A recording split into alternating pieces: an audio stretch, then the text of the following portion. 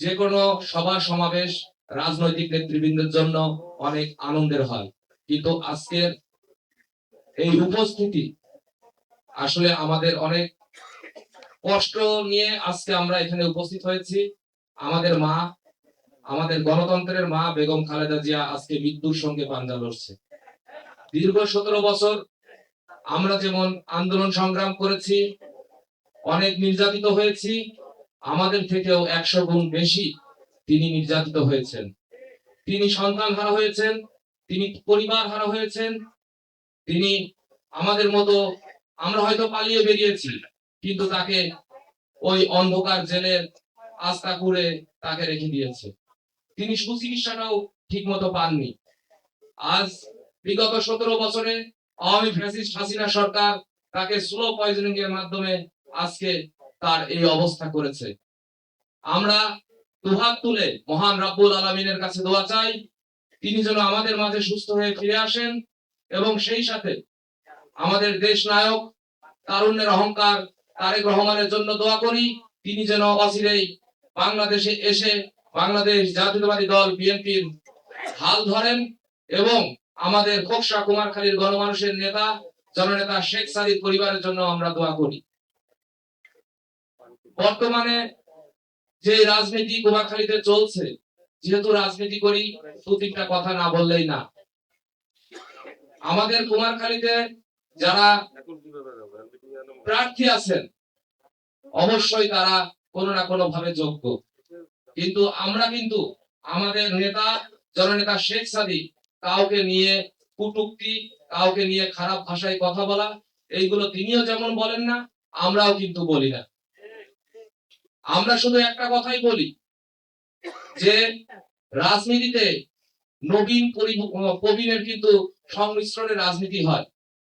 আমি আজকে নেতা হয়েছি, একদিন আমাকে কিন্তু এই নেতৃত্ব ছেড়ে দিয়ে নবীনের হাতে তুলে দিতে হবে।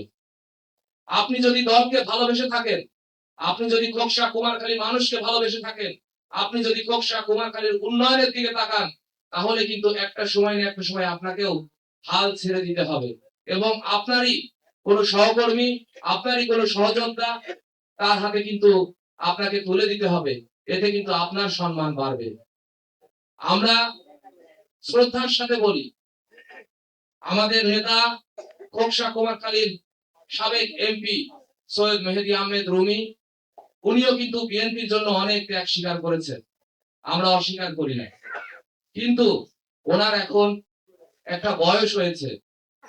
ওনার যেই বয়স হয়েছে, আমাদের যে নবীন নেতা জননেতা শেখ সাদি, ওনারও এই দলের জন্য অনেক ত্যাগ আছে।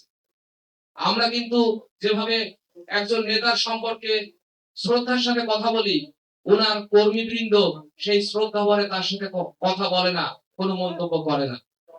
তার আশপাশে যারা আছে ম্যাক্সিমাম, আমি বলবো ম্যাক্সিমাম টাউট বাটপার। তাদের কারণে, তাদের কারণেই তাদের নেতার ইজ্জত হানি হচ্ছে। কয়েকদিন ধরে ফেসবুকে দেখছি কেন্দ্র যে কোনো ডিসিশন নিতে পারে, কিন্তু বহিষ্কার কিন্তু দলের জন্য ভালো কিছু বয়ে আনে না। যাদেরকে বহিষ্কার করা হচ্ছে বাংলাদেশের বিভিন্ন জায়গায়, তাদেরও কিন্তু অনেক অবদান আছে, আমরা এটা অস্বীকার করতে পারি না। তাই আমি বলবো, যদি তেমন কোনো সমস্যা হয়ে থাকে, দলের নীতি নির্ধারক সেটা ডিসিশন নেবে। যারা বহিষ্কার হয়েছেন তাদেরকেও বলবো, আপনাদের ভুলের কারণেই আপনারা কিন্তু বহিষ্কার হয়েছেন। আপনারা বিগত দিনে মানুষকে মূল্যায়ন করেননি। কুমারখালী উপজেলার যে কমিটি হয়েছে, ভোটের মাধ্যমে কমিটি হয়েছে, সেই ভোটে কিন্তু পান্টি ইউনিয়নের সুনামধন্য চেয়ারম্যান, এই পান্টি ইউনিয়নের বারবার নির্বাচিত চেয়ারম্যান জনাব হাফিজুর রহমান হাফিজ কিন্তু সভাপতি প্রার্থী ছিলেন। আপনারা কি তাকে মূল্যায়ন করেছেন?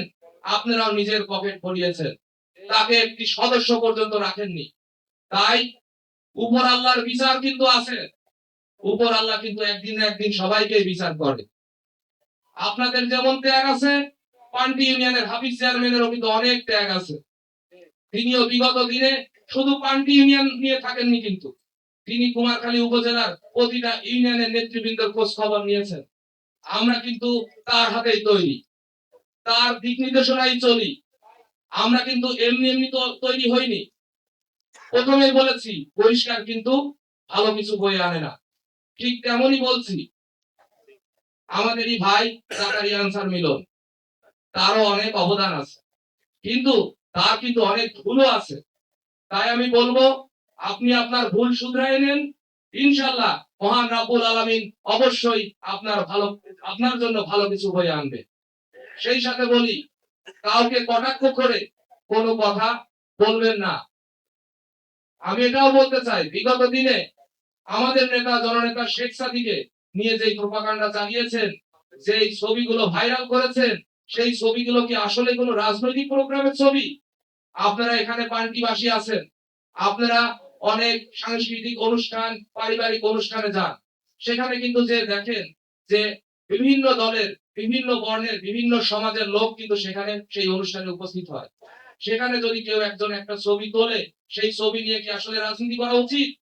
আপনারা সেই রাজনীতি, নোংরা রাজনীতি করেছেন আমাদের নেতা জননেতা শেখ সাদিকে নিয়ে।